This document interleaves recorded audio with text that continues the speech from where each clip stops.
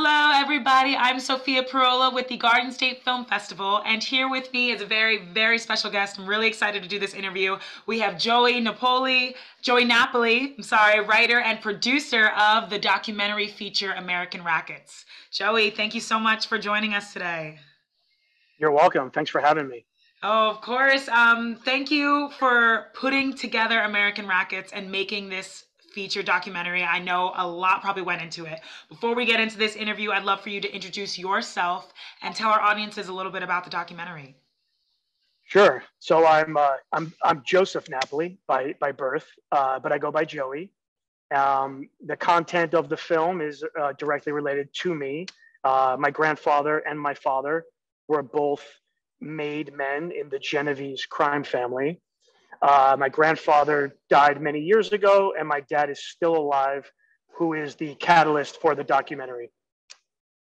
Wow, amazing. I mean, your dad, the stories that he had, the things he had to say, he's really like the heart of this documentary. Of course, all the research as well and all the other stories, but it's amazing that I get to talk to you who is directly related and it's very personal to you.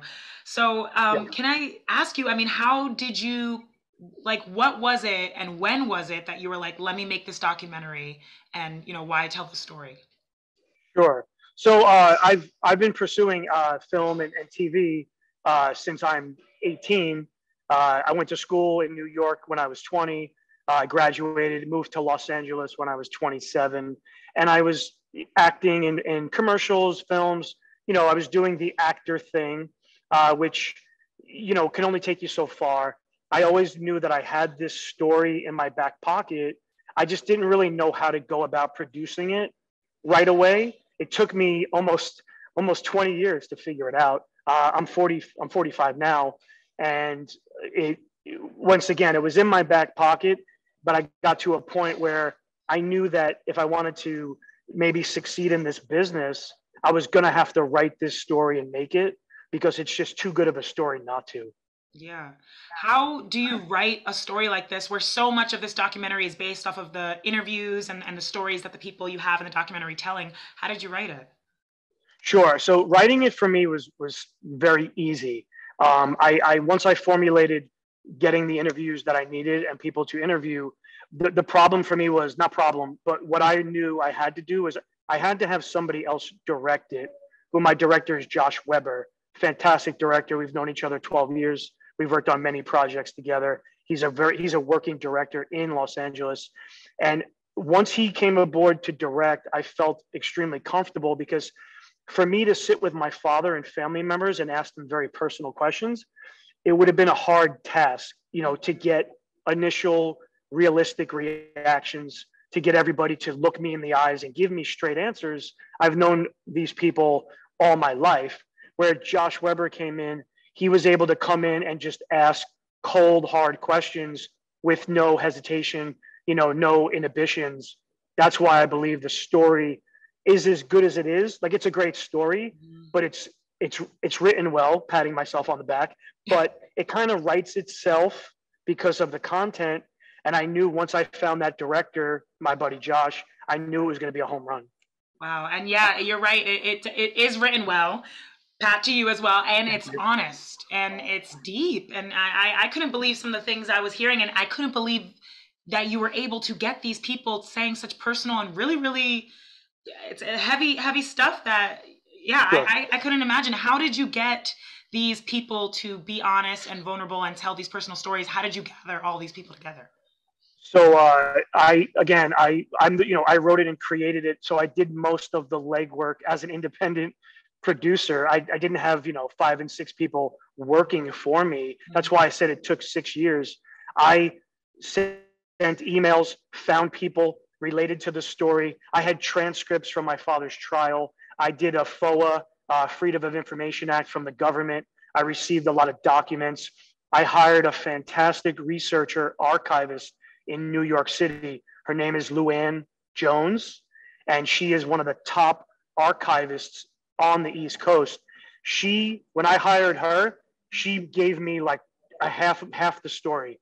She supplied me with photos, videos, everything you see in there is directly related mostly to her and my editors when my editors came aboard as well, they helped me formulate the end of the project. Like I said, I did the meat and potatoes of it, but I had some fantastic people help me mold it to what it became, because it was a lot of information. And to get some people to talk, I had to ask them real questions. But also with my father, I insisted to tell a real story. Like, I don't paint him as a nice guy, because quite honestly, he's done some really bad things.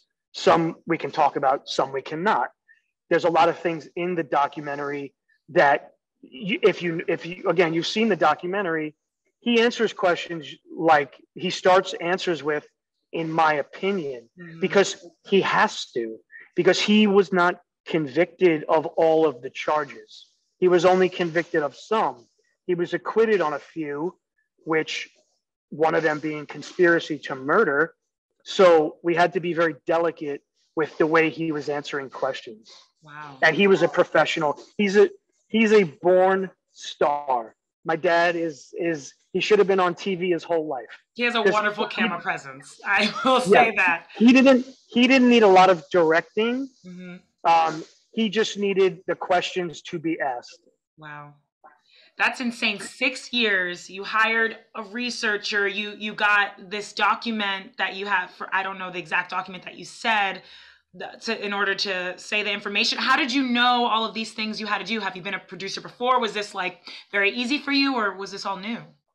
So yeah, again, being in Los Angeles and from New York, New Jersey, I know the film business. I've been around it many years. I kind of paved my own way, but I learned from a lot of good people, and I paid attention when it was time to pay attention.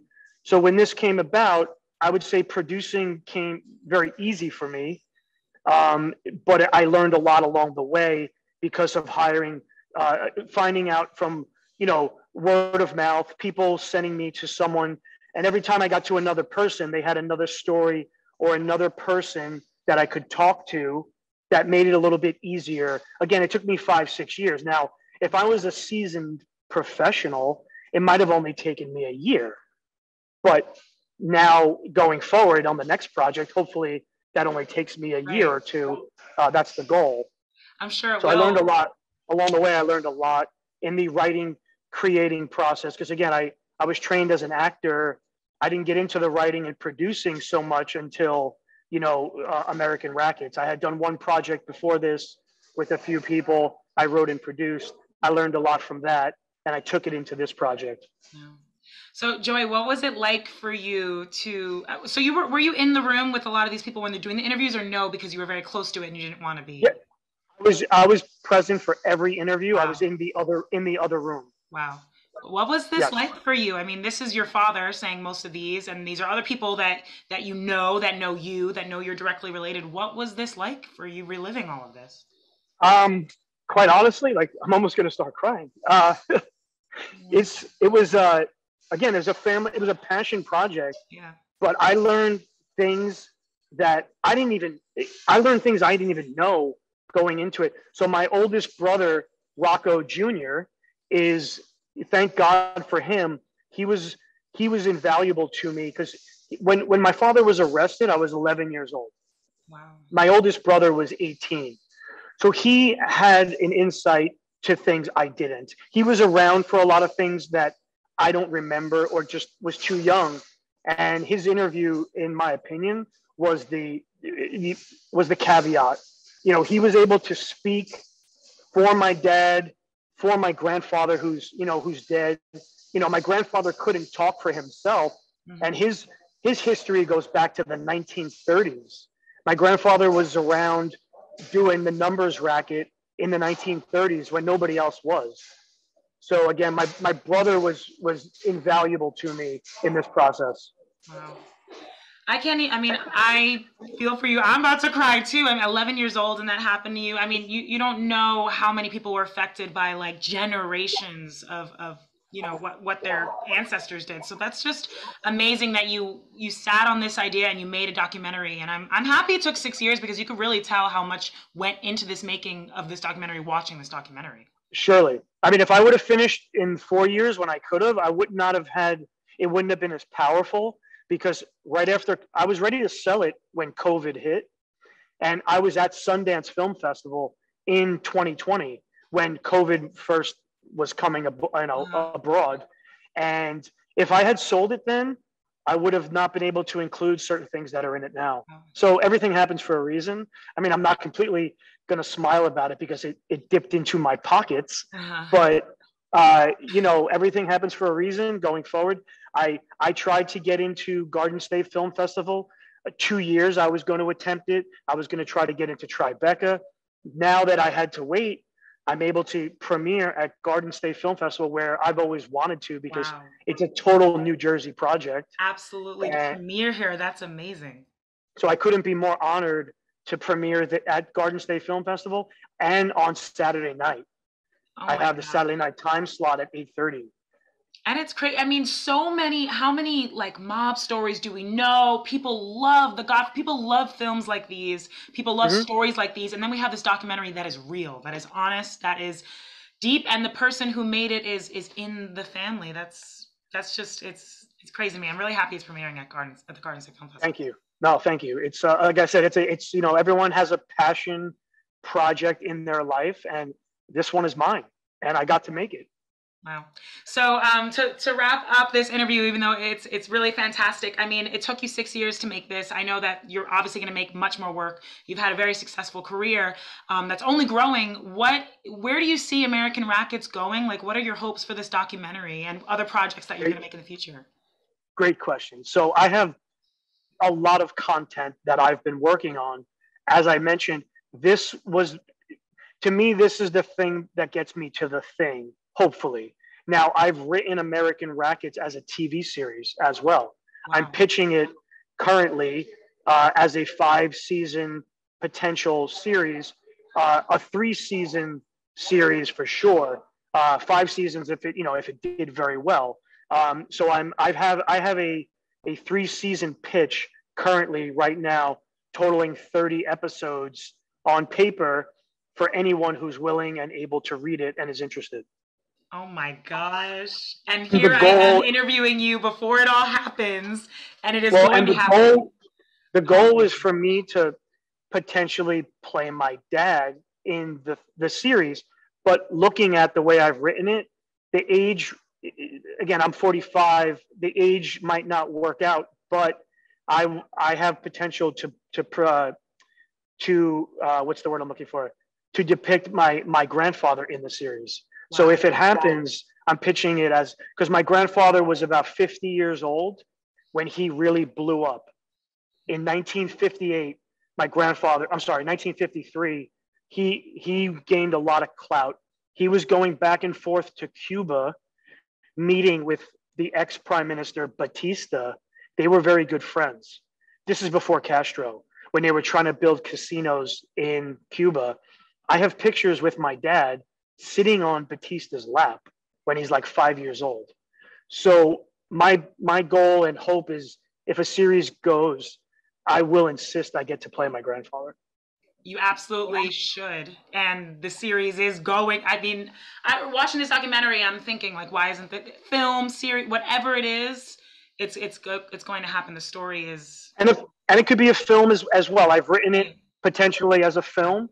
But right now, I would rather have it go as a TV series, because right now TV is fantastic. Films are a little bit, they're tougher. Everything is, whether it's sci-fi or Marvel movies, everybody wants that right now. But this would make a fantastic Sopranos type series. Absolutely. But a little bit of a different spin and a time period. Okay, and then last question, even though I said the other one was going to be the last question, what is the streaming network? Where are we hoping this series goes? Oh, the series? So, of course, there's the big ones, right? You got Netflix, Amazon, HBO. Hulu, HBO. I mean, that's like top, all those major. But, Netflix and Hulu and Amazon, they buy a lot more content than HBO. HBO is very particular. Showtime's very particular. But that would be a grand slam. Oh. I'm looking to just hit a home run. If I can hit a home run and get a Netflix deal, that would be amazing. You know, I wanted you to say it because it's going to happen, and this will be proof. Like years from now, we're gonna look back at this and be like, oh, this is where when it all we said it, and now it's real. That's amazing. I mean, Absolutely. I commend you for making something so close to you. I'm sure it was not easy at all, and Thank you. especially watching the documentary. I can't imagine what emotions come up for you or anyone who's involved. So it's a beautiful It's hard to talk documentary. about sometimes. Even in Mhm. this interview, I get I can choked up imagine. because I would be you exactly know, the same. Yeah. yeah. You inspire me. I mean, I always wanted to write stories, especially based off of my family. It's not as intense as American Rackets, but you inspire me to make it. And I think that you will inspire a lot of other people to share their stories. I think you froze, but I'm sure you will catch up. And for me, it took a long my head around. Uh, I got you back. okay. Yeah. Okay. It took me a while to wrap my head around doing the project because at first it was, it's like looking at this huge map and you're trying to figure out where you want to Right. go until you zone in on the spot. And then again, I had a lot of great help along the way. If it wasn't for Josh Weber, my editor Chris Shampoo, uh, they call him the champ. He's a fantastic editor. I've had another great editor, Jason Fitzpatrick. All these people along the way, and Lou Ann Jones, as I mentioned. Hmm. Had it not been for them at the right time, the right place, timing is everything. You can have so much luck, but you need timing too. Hmm. Absolutely. The universe was on your side. These people were amazing collaborators. They did amazing work. You did amazing work. Thank you so Thank much you. to everyone involved. Congratulations. Thank you. So let me tell Appreciate it, everybody. Sophia. Oh, thank you. I'm so happy that I was able to interview you. It really is an honor. You know what I'm so happy about? Everyone in the email chain, Tatiana and you, everyone's Italian. Oh, that's great. I actually am Argentinian, but they're technically Italian, right? And my grandmother was no, she was from Italy. Yeah, that's great. Well, everyone has all the last names are like Italian. I'm like, wow, Right. it's been so long since I've been in New Jersey. I've been in Los Angeles a long time. Oh, so you Not a lot of forgot not a everyone's lot of Italian. Italian here. Well, no one's Italian here, so it's Oh just my me. gosh. Oh, but yeah, there's so many shows that everyone's Italian too, because everybody, wants to. Of course, That's amazing. exactly. Oh man. There's Well, all Ita- right. there's So Italians, there's Italians, and people who want to be Italian. yeah, not to mention, I went to a high school where everybody was like had the Italian accent, but yet they were born in like Manalapan. So it was, Sure, of everybody kind of wants to be in. They want to be in The Godfather and all that. So it's great. course. It's Um, interesting stuff. Yeah. it really is. I thank you. Thank you so much for everything. You are phenomenal, very talented. I can't wait to see where this Thank you. documentary and your future projects go. Thank you so much. Before we head Well, out, I let me well tell I everyone how we can see American Rackets. So yes. we can watch this virtually. There'll be an all virtual pass, $44.95. So anywhere all around the world you can check out American Rackets. But to see it screening in person in Asbury Park, New Jersey, where this all was, which I think will be a wonderful thing, it will be playing at the Jersey Shore Arts Center in the Palia Theater Saturday, March 26th.